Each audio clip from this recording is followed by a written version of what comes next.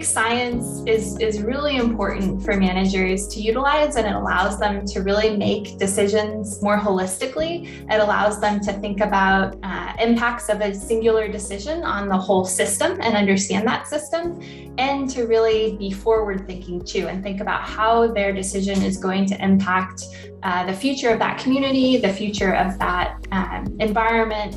I really got my start in college, and I was involved in a citizen science water quality monitoring group.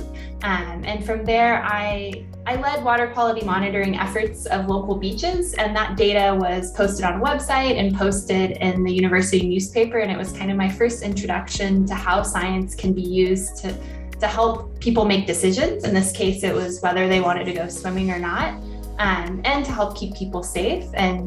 And I just really loved that. And since then, I've worked in the public sector, so EPA, and now at a local government water authority to do that same thing, to really develop tools and technologies and help communicate science to decision and policymakers so that they can really help people stay safe. So I think as a conference presenter, it's great to see how people react to what you're saying, and then what they take and learn from it, and how they're kind of digesting what you have to say. And often, like, the questions that I've gotten or someone else's perspective allows me to think about, the science or whatever I've been working on in a completely different light, or think about, like, wow, I didn't even think that it could be used in this way, but that's what someone else got from what I was saying, which is super exciting. And then as a participant, I think, again, it's just seeing what other people are doing. And even if it's a different field, I think particularly in this day and age, there's so much that we can kind of learn from each other,